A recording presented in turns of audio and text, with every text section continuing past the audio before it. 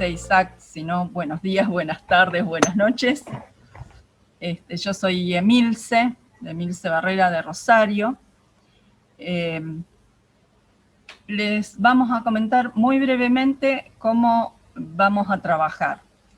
Vamos a tratar de exponer cada tema todos los días martes en una media hora.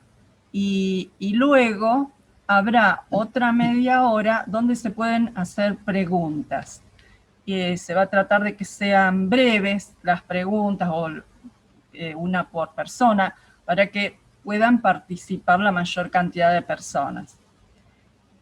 Para muchos de ustedes puede que estos temas sean completamente nuevos.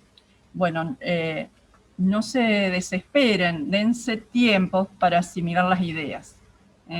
A veces pasa eso, de que de buenas a primeras cuesta un poquito. Los que presentamos los temas somos miembros de la Sociedad Teosófica de distintas provincias de Argentina y también tenemos una miembro de México que nos acompaña en este trabajo también, aquí presente. Bien, en la Sociedad Teosófica nos consideramos estudiantes, todos estudiantes, desde el que sabe más hasta el que sabe menos, todos somos estudiantes. Y lo que en realidad hacemos en estos trabajos es compartir el fruto de nuestro estudio.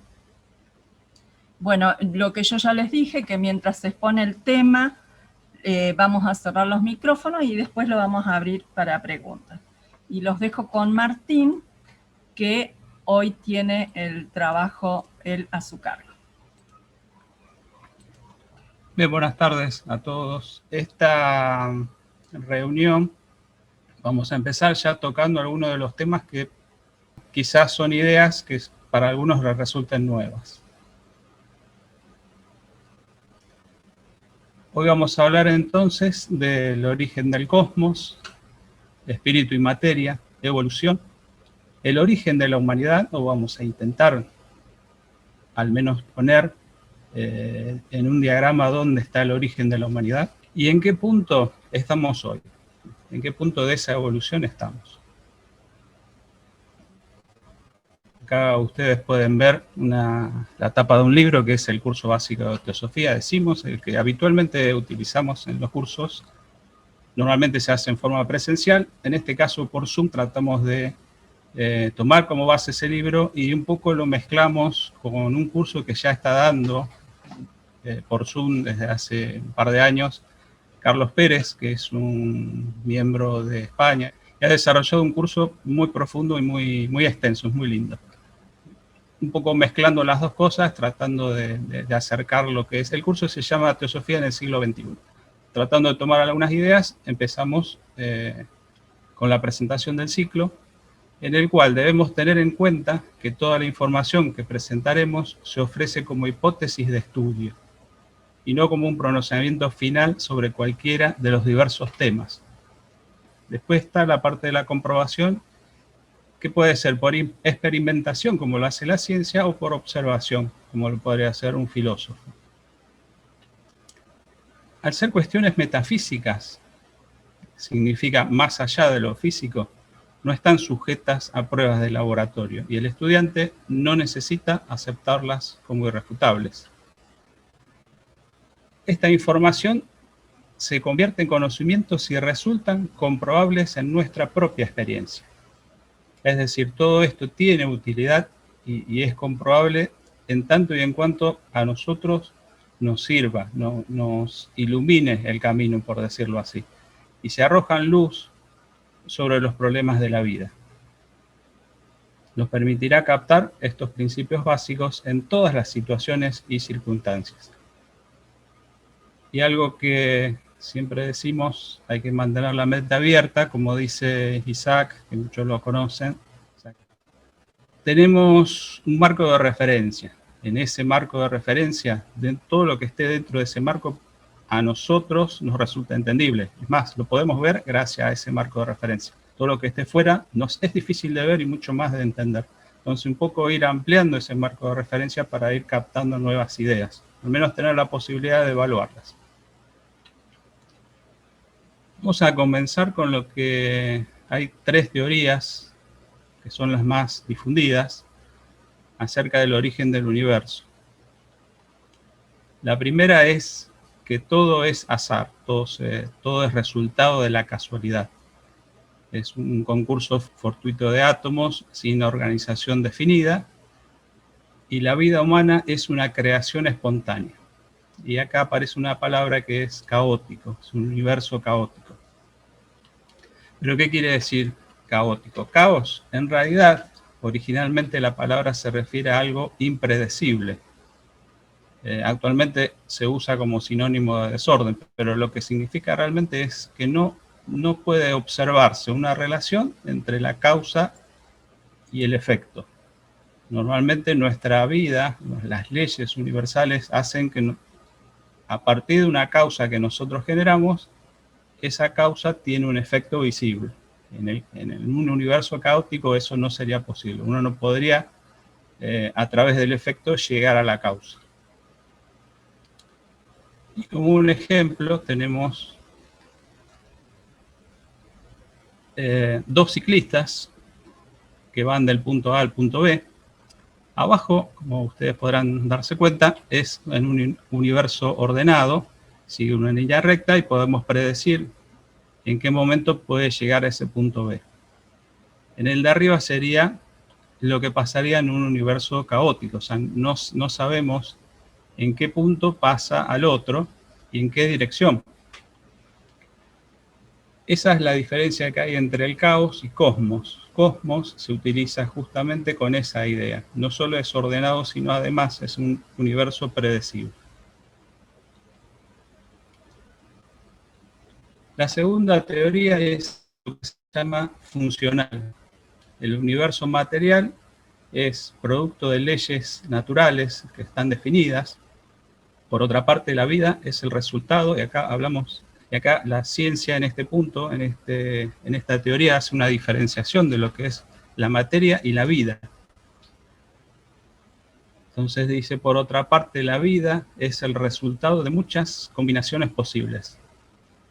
De hecho, da por sentado que hay planetas que tienen vida y otros que no. Y ahora vamos a ver en la concepción teosófica, en realidad todo tiene vida. Esto es lo que se llama entonces un universo en parte ordenado y en parte es caótico, porque, como decía, si bien la materia está ordenada a través de leyes, las leyes naturales, la vida pareciera que no, según esta visión. Cosmos, como decíamos antes, en su sentido más general, es sinónimo de universo, es decir, el conjunto de todo lo que existe. Es el universo visto como un sistema en armonía. La tercera hipótesis es con la que concuerda la teosofía, es un sistema organizado cuya vida es eterna, autoexistente, sin principio ni fin, y las formas son creadas por una inteligencia divina, que opera conforme a leyes establecidas. Las leyes en realidad forman parte de la manifestación misma. El universo se manifiesta ya con sus leyes, por eso es un universo ordenado. Y eso revela que hay una inteligencia detrás que ordena. Como lo expresa el Bhagavad Gita, que es uno de los libros sagrados de la India, quizás el más conocido en Occidente, dice, habiendo impregnado este universo con un fragmento de mí mismo, permanezco. Es decir, la vida divina solamente puede manifestarse animando materia. Vida y materia se encuentran juntas e inseparables en la manifestación. Y estos son algunos conceptos que de a poquito vamos a ir agregando. Entonces, como resumen, el primero es azar, todo es casualidad. El segundo es funcional, es el universo producto de leyes definidas. Y el tercero es un universo organizado. Y acá vamos a entrar quizás en un tema difícil, pero vamos a solamente presentarlo al tema. Es un tema fascinante, pero el tiempo para este tipo de charlas no alcanza. Generalmente se da en varias clases, pero me gustaría presentarlos para que tengan una idea general. En teosofía se llaman las 3 emanaciones. ¿Y en qué consiste? Ahí vemos un triángulo que está representando la Divina Trinidad. Uno lo puede tomar desde el punto de vista cristiano. En realidad, todas las religiones y filosofías antiguas toman como base el triángulo o las 3 partes de un triángulo, que son las cualidades necesarias para comenzar un universo. De un lado tenemos la raíz de la materia, no la materia como la conocemos, es materia precósmica, se llamaría, y que todavía no tiene las cualidades. Y eso está unido estrechamente con la raíz del espíritu, que también es otra cualidad. Pero la más importante, si bien estas 2 cualidades nos permiten la manifestación, la más importante es la conciencia. La conciencia es lo que hace que todo tenga sentido. En el Génesis, si se fijan en la primera parte, dice Dios hizo la luz. Se refiere a esto, se refiere a esa conciencia. La conciencia es la que genera a partir de haber establecido el universo material y espiritual como una dualidad. La conciencia lo que logra es tomar autoconciencia de ese universo. O sea, la divinidad misma toma autoconciencia a través de ese universo manifestado. La primera emanación, ¿qué es lo que hace? Como decíamos, hay una materia, energía, podríamos llamarle, que todavía no está definida, pero que se va a definir en 7 tipos de materia. En realidad son tipos vibratorios, o sea, todo es vibración y todo es energía, pero la vibración es lo que diferencia en todo caso a las calidades de materia. Lo que esté más cercano a esa divinidad, o lo que sea, por decirlo, esté más arriba, según una visión así plana, como la estamos presentando, es a modo gráfico solamente, va a ser una materia más sutil. Y la más densa va a ser la que esté más abajo, que es la materia que conocemos. La ciencia irá avanzando en la medida que nuestra limitación son nuestros sentidos. En la medida que la ciencia pueda avanzar y transmitirla a nuestros sentidos, esos otros estados de materia, esos otros estados vibratorios, nosotros la podremos ir conociendo y poder ir experimentando eso. Entonces, esa es la evolución material. Acá estamos dividiendo algo que en realidad se produce en conjunto. Es solo a los hechos de poder entenderlo. La segunda emanación está relacionada con la vida y el proceso. Dijimos que la vida es parte fundamental de todo esto, porque de hecho todo tiene vida. Nosotros conocemos la vida, en todo caso, e inferimos que hay vida lo que tiene movimiento, pero la roca, las montañas o todo lo que nos parece a nosotros inanimado también tiene vida. La vida es común a todo, porque proviene de esa divinidad y es lo que hace que exista como tal, es lo que tiene la capacidad de tener una conciencia, en su nivel, en su grado, en su evolución.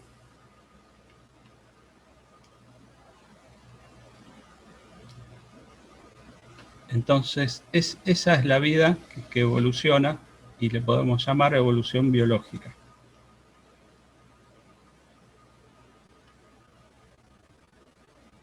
La tercera emanación, y esto quizás es hasta mucho más abstracto, acá hay que hacer una diferenciación que ya el cristianismo místico la ha hecho muchas veces en sus libros, que es una diferenciación entre espíritu y alma. Cuando se refieren al ser humano, se refieren al cuerpo, alma y espíritu. Y es por eso que en este caso también esa línea evolutiva o esa emanación que proviene de la raíz del espíritu culmina en producir o generar un alma. Normalmente se dice que somos un cuerpo, que tenemos un alma, y en realidad es al revés. Somos un alma que estamos encarnados en un cuerpo, porque el cuerpo es lo transitorio, es la forma, es lo que desaparece. El alma no, el alma está unida al espíritu y por eso es atemporal, es eterno.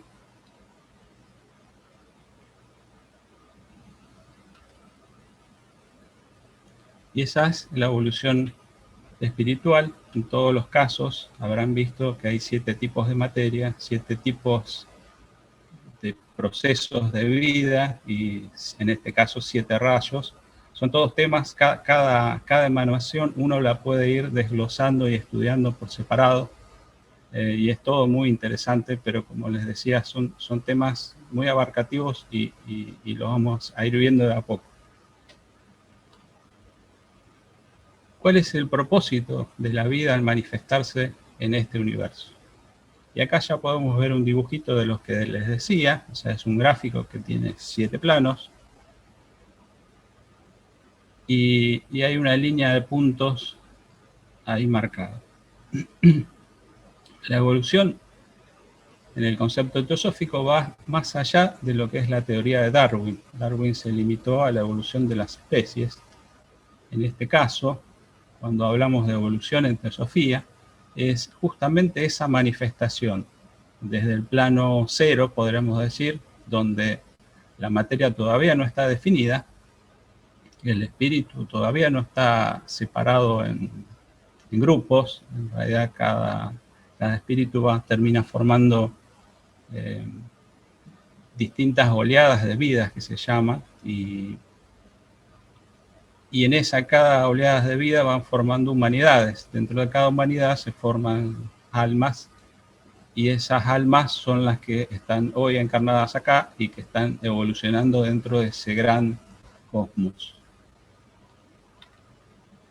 La evolución en su concepto principal significa desenvolver, significa el desenvolvimiento de la conciencia por medio de la experiencia, en formas cada vez más refinadas y sensitivas.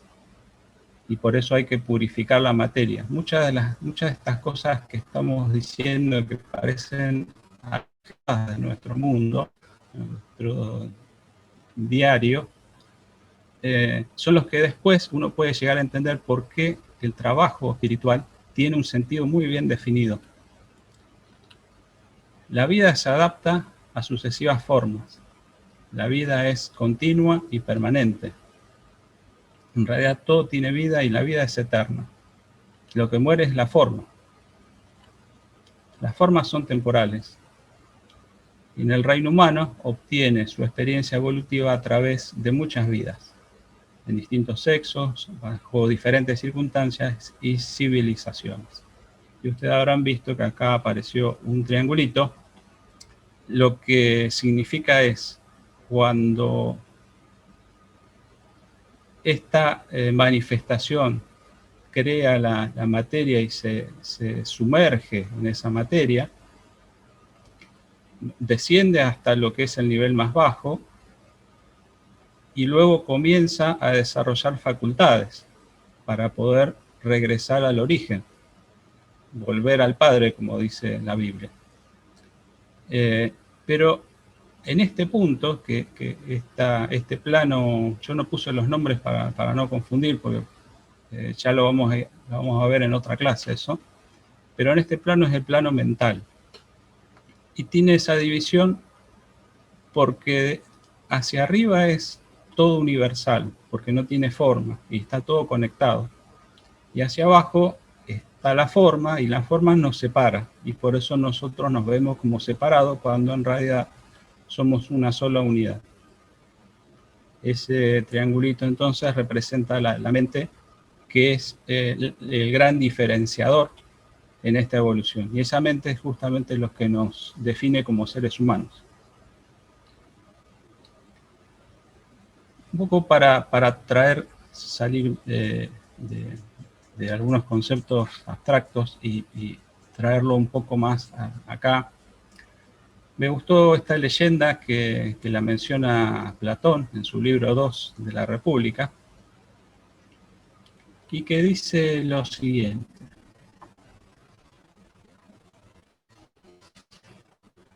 Giges era un pastor de una gran cantidad de pastores que tenía el rey. Cuenta la historia que una vez lo sorprendió una tormenta. Luego de la tormenta hubo un terremoto. Y en el lugar donde él se había refugiado, apareció un abismo que llevaba a una tumba subterránea. Intrigado, bajó para ver de qué se trataba y encontró un cuerpo sin vida dentro de un caballo de bronce.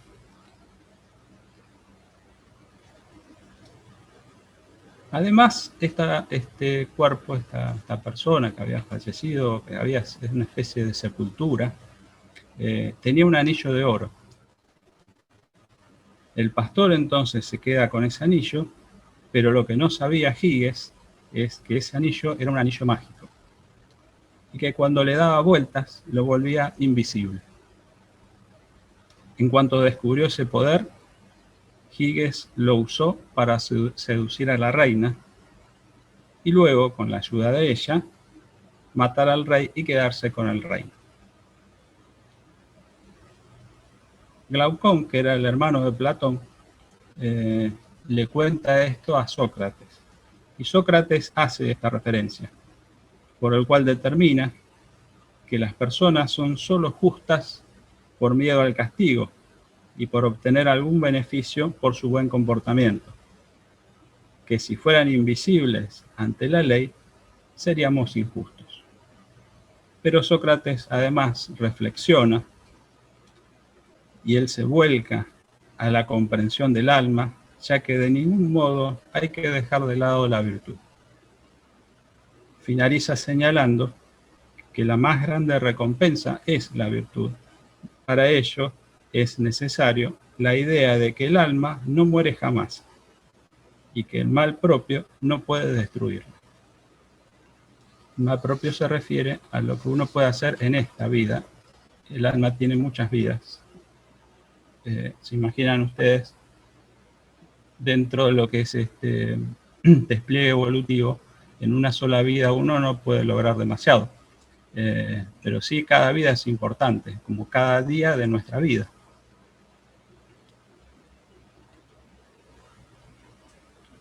Un poco para compararlo, es muy interesante ver cómo el escritor británico Tolkien, en su famosa obra El Señor de los Anillos, da otro planteamiento a la negatividad que encierra este tema. De algún modo es el poder, y en este caso el protagonista lo puede manejar con dificultad, pero lo puede manejar.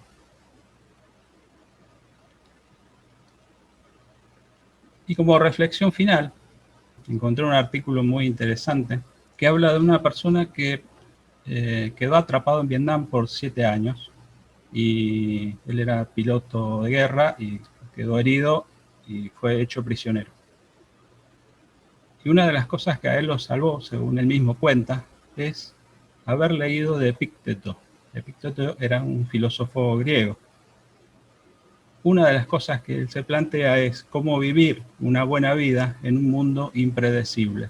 Si recuerdan, en un mundo caótico. Hacerlo mejor, dice, dentro de nuestras posibilidades y aceptar lo que está fuera de nuestro control.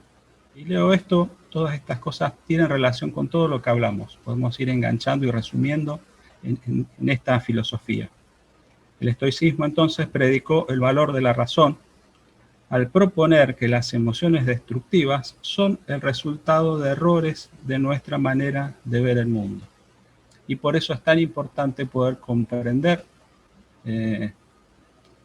cómo evoluciona realmente el ser humano, sobre qué bases está formado, cómo es el universo, qué es la vida. Son todas preguntas que nos hacemos que justamente la teosofía intenta responder. Después dependerá dependerá de cada uno, de su grado de comprensión y cómo uno puede ver eso actuando en su vida. Para los estoicos, el universo estaba gobernado por la razón, también le llamaban logos. Esa divina trinidad que yo puse en un momento también se le llama logos, que es un principio divino que abarca todo. Por lo tanto, estar en armonía con el universo es vivir en armonía con Dios, dice Epicteto. Y acá finalizo con un filósofo que escribe en esta columna, que es Donald Robertson, y que él señala, y me pareció muy interesante, que si podemos vivir sabiamente, guiados por la razón, floreceremos y desarrollaremos nuestro potencial como seres humanos. Dios nos ha dado esta capacidad.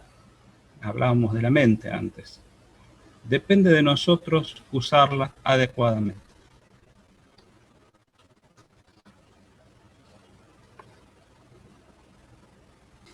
¿Algún comentario entonces? ¿Preguntas? ¿Algo que quieran compartir? Sí, Hola. Maricruz. Sí, yo tengo una pregunta. Sí. Maricruz de la Ciudad de México, perdón. En la tercera emanación nos comentas que me queda claro que somos un alma encarnada en un cuerpo. Correcto, y la experiencia la vamos a tomar de acuerdo a todas las vidas, todo el crecimiento, ¿no? Que vamos a ir teniendo. Pero no me quedó muy claro cómo es que funciona un espíritu, cómo es que va de la mano o qué es el espíritu para el alma. Bueno, eso es quizá una de las partes más difíciles para acercarnos a esa idea. Pero una de las ideas que son las más difundidas en este aspecto es que somos chispas indesprendidas de un gran fuego, ¿no? El gran fuego es ese espíritu universal. El alma está en un nivel que no muere, por eso decíamos que es eterno, y en cambio el cuerpo no es más que un traje que nos ponemos cada vez que venimos a una encarnación. Y aún así, gracias al cuerpo, es que tanto el alma como el espíritu pueden vivir o tener esas experiencias en la materia para evolucionar. Sí, exacto. Cuando hablamos de cuerpo, y ya lo vamos a ver en una de las clases, estamos hablando de lo que en teosofía se llama la personalidad. La personalidad en realidad está compuesto por distintos cuerpos, a su vez. No solo es el cuerpo físico, sino es el cuerpo emocional y el cuerpo mental. Cada cuerpo tiene una vibración y una tendencia. Por eso a veces es tan difícil ponernos de acuerdo, ¿no? Porque la emoción tira para un lado, la mente para el otro, el cuerpo físico para otro. Pero es interesante empezar a hacer esa diferencia, que cuando hablamos de cuerpo estamos hablando de un cuerpo compuesto en todo caso. Lourdes. No, yo quería saber cuál era la diferencia entre alma y espíritu. Sí, como decía, el espíritu en todos los niveles, siempre lo primero que hay que diferenciar es lo que es individual y lo que es universal. El espíritu es nuestra conexión con la divinidad, pero el espíritu por sí mismo no puede hacer nada si no tiene un vehículo para expresarse. El vehículo de expresión es el alma, en este caso, y es el alma la que evoluciona. Cuando hablabas vos de las 3 emanaciones, sí. Veíamos que había 7 tipos de materia, 7 reinos de vida y 7 rayos, en el caso de la tercera emanación. ¿Por qué 7? Sé que es un número especial, sé que puedes decirnos de eso. Hay que también, voy a hacer una salvedad primero, es que en las distintas filosofías uno puede encontrar lo que algunos en una filosofía son 7, en otras son 5 o son 4. Por otra parte, cuando se manifiesta el universo, y esto es según dice la filosofía antigua, hay 2 números que son claves, el 3 y el 7. Por eso empieza con 3 cualidades y esas 3 se convierten en 7. Y de hecho son 7 planos y a la vez son 7 subplanos.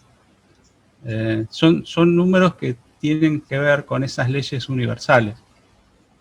Es interesante ese tema, y Annie Besant tiene un libro que se refiere a eso. Sí, Alicia. Gracias. Sí.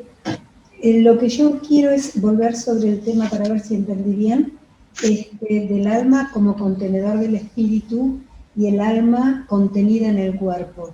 Cuando vos te referís al puente, es la posibilidad de que ese contenedor de alguna manera desaparezca y haya una unión. Eventualmente, lo que nosotros tenemos que lograr, la idea de la manifestación es la autoconciencia. O sea, la conciencia, o en todo caso, cuando se proyecta la materia, ¿por qué se proyecta la materia hasta el último plano? Primero para darle forma, para darle la vibración adecuada, pero después empieza a generar formas separadas. O sea, no solo la materia ya tiene estados vibratorios definidos, sino que además genera formas separadas. Y cada forma lleva en una porción de conciencia. Esa porción de conciencia, en realidad la conciencia es única, igual que la vida. No hay distintos tipos de conciencia y no hay distintos tipos de vida. Es solo una vida, solo una conciencia, solo una materia. Y esa es la gran filosofía. Lo que pasa es que nosotros vemos desde este otro lado de la separatividad, vemos todo como cosas sueltas, como cosas separadas. Parecen que no tener conexión. Dentro de todo ese esquema, la autoconciencia es lo que nos va a permitir volver a tomar conciencia de esa universalidad. ¿Vos querías comentar algo? No, me parece que sí. No, me parece que la idea, le transmitiste la idea. Por ahí, a lo mejor decir que este tema se va a tratar, tiene otro equipo, otra persona a cargo, la constitución del hombre. Entonces allí se va a ver todos los cuerpos y se va a ver qué sería exactamente el alma, qué sería exactamente el espíritu, y qué es la personalidad o el cuerpo. Se va a ver todos los niveles. Igual una salvedad que tienen que tener en cuenta dentro de teosofía o dentro de la literatura teosófica. Cuando se fundó la Sociedad Teosófica, Blavatsky tomó un tipo de nomenclatura que posteriormente, cuando le sucedió a Annie Besant, Leadbeater usaron otro tipo de nomenclatura. Entonces, a veces marea un poco cuando uno empieza. Después con el tiempo uno sabe a qué se refiere cada autor. Pero sí a veces se puede estar usando una misma palabra para dos cosas diferentes. Eso sucede en el vocablo de alma o en el vocablo de cuerpo astral. A veces se usa, depende de cuál es el autor. Pero hay que tener paciencia en todo esto, de a poco. Sí, Alberto. Sí, yo veo que desde la visión oriental como que se da más importancia al interser, digamos, por decirlo en forma metafórica. La comunidad o la casta es más importante que el individuo. Desde Occidente es como que le damos más la cuestión personal. La relación, por ejemplo, con Jesús se busca como una relación personal. Y a mí me parece que cuando se dice hágase tu voluntad, en realidad las dos cosas que aparecen separadas es como que fueran una. Porque si uno, por ejemplo, hace la voluntad de los padres buscan lo mejor para uno. Entonces uno se desarrolla como autonomía al mismo tiempo que como comunidad, por decirlo así. Me parece que los dos están en el mismo nivel, pero que se respeta mucho la autonomía personal. ¿Cómo lo ven ustedes a eso? Cuando uno establece divisiones y con un cierto sentido, o sea, las divisiones en el universo no existen, como decía. Y la religión, por ejemplo, las religiones y las filosofías hindúes, como vos decías, tienden a ver todo como una unidad, pero también una de las cosas que dice su filosofía es que al tener tantas reencarnaciones por delante, no importa si hoy no hacemos nada. Que también es algo muy humano, ¿no? Es muy propio del ser personal. O sea, el que nace y dice, no, mira, tener un montón de vidas para evolucionar, puede que se intente apurar o puede que no haga nada. Eso lo vio el cristianismo en un momento y sacó el tema de la reencarnación, entre otras causas, porque también hay otras causas. Pero una de las causas tiene que ver con eso. Y es lo que genera, por decirlo así, la sociedad occidental. Es la que vive el momento, la que intenta hacer todo en una sola vida. ¿Eso qué le dio? Le dio un potencial mucho mayor de lo que tienen los orientales, en el sentido de que todo se empieza, toda la gente cuando nace pensando que tiene esa sola vida para hacer, hace todo lo posible, como de que de algún modo la ambición termina siendo un motor. Es un motor poderoso, por cierto, el deseo es un motor poderoso, y justamente es esa pequeña diferenciación, por decirlo así, entre una filosofía y otra, hacen sociedades diferentes. Y por ahí es interesante también tener en cuenta esas cosas. O sea, dentro de lo que es nuestra sociedad, muchas cosas que nos vienen o nos son heredadas de acuerdo a los sistemas filosóficos que hemos tenido. No quiere decir que ni sea ni mejor ni peor. Dan resultados diferentes y bueno, creo que actualmente estamos en un punto en el cual se trata de unir esas dos filosofías y sacar lo mejor de cada una. En lo que buenas noches a todos, o buenas tardes a todos. En lo que se refiere a mi caso particular, que me parece necesario establecer algún tipo de contacto, relación y conocimiento hasta cierto punto, estoy tan formado y tan alejado que esta presentación que vos, Martín, has tenido la generosidad de hacer, siembra realmente una cantidad de dudas, una cantidad de cosas inexplicables, que me da la impresión, en mi caso particular, va a ser muy difícil y tal vez muy largo elaborar. No quiere decir que no valga la pena, porque sería interesantísimo poder tomarlo así en su amplitud extrema o total. Yo voy a hacer dos observaciones nomás que son infantiles, pero el cuerpo como receptáculo del alma, el alma, sin embargo, diferenciada enormemente de la calidad temporal del cuerpo. Y todas las almas que se puedan concebir unidas por esa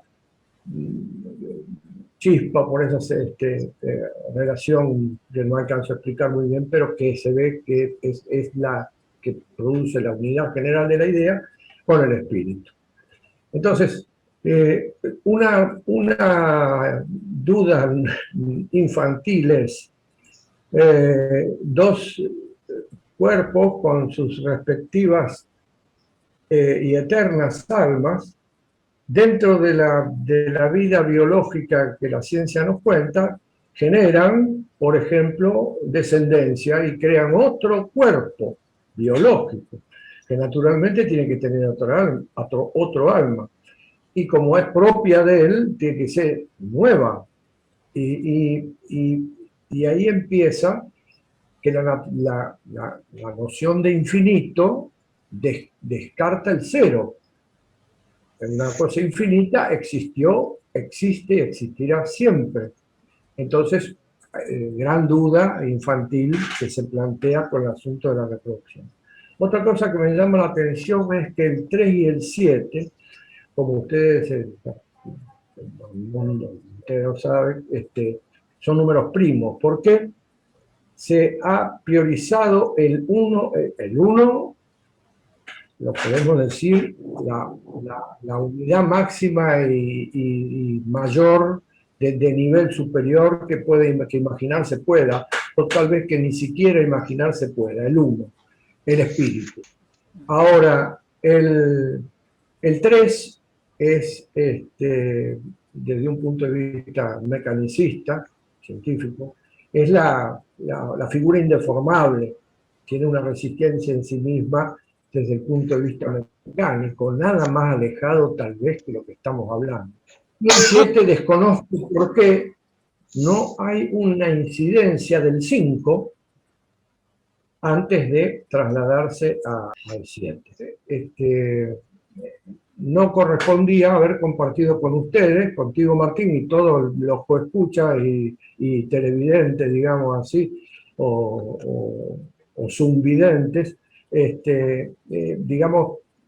compartir eso y no darles un saludo que no sea simplemente unas buenas noches, sino un motivo de inquietud infantil que me motivaron, entre otras tantas cosas, tus palabras. Eso es lo que quería, esa era mi intención. Muchas gracias, Pablo. Ahí Liliana aporta, no alcancé a leer el apellido. El 5 es un número sagrado, dice que es el pentágono. En realidad el 5 es el número del hombre.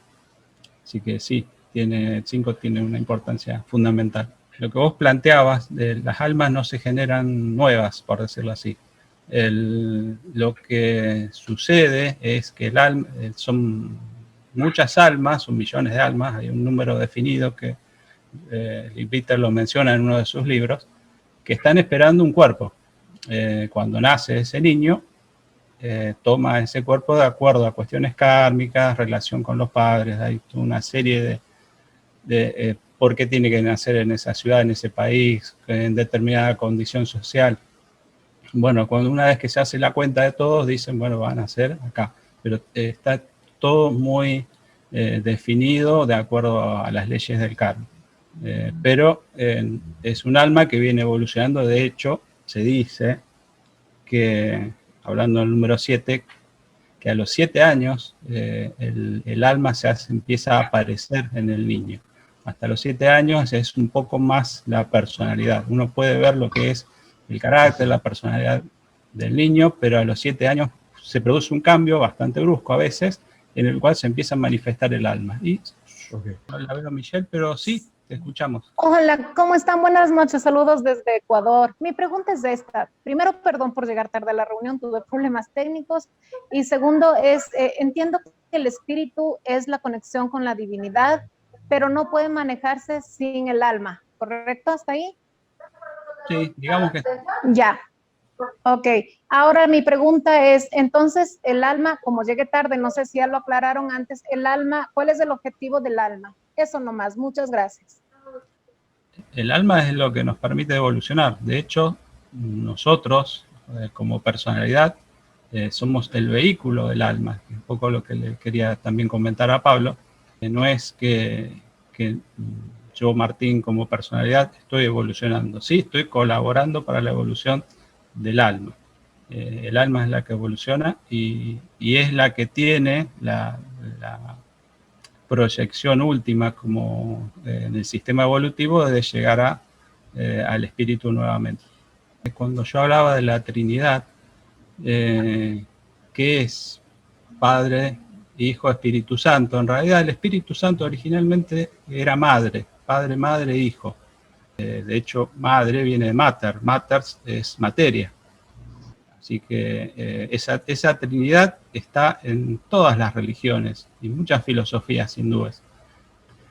Lo que se proyecta como inteligencia, en realidad es parte de esa Trinidad. O sea, esas son 3 cualidades, por decirlo así. Cuando hablamos de cualidades son cosas que están implícitas en sí mismas. Mientras que no están manifestados, eso no se puede ver. Cuando se manifiestan esas 3 cualidades. Y entre las cosas que aparecen en la manifestación, aparece la inteligencia que viene de la mano de la conciencia. O sea, la conciencia es lo que nos da la inteligencia. Y después, la conciencia y la mente hace a nosotros nos hace inteligentes. ¿Pero por qué nos hace inteligentes? Porque nos hace autoconscientes. Volviendo también a un ejemplo de la Biblia, Adán y Eva, cuando comen de la famosa manzana, no se daban cuenta de su condición, no se daban cuenta que estaban desnudos. Cuando comen de la manzana es, de algún modo, una alegoría cuando reciben la mente. O sea, ya estaba formado todo el receptáculo para que reciban la mente, que es lo que lo iba a hacer humanos. Cuando se hacen humanos, toman autoconciencia. Y está reflejado en la alegoría como que se dan cuenta que están desnudos. Bueno, está contado así como un cuentito, pero esa alegoría es lo mismo. Entonces la conciencia, le das la luz, por decirlo así, a la mente, y la mente es lo que nos da la inteligencia. El receptáculo nuestro físico es el cerebro, ¿no? Obviamente. Sí, si no queda algún comentario más, si les parece podemos hacer un cierre. Sí, ya es hora de cierre. Sí, ha sido un gusto estar con ustedes, con todos ustedes. Cerramos los ojos, los que quieran. Oh vida oculta que vibras en cada átomo. Oh luz oculta que brillas en cada criatura. Oh amor oculto que todo lo abarcas en la unidad.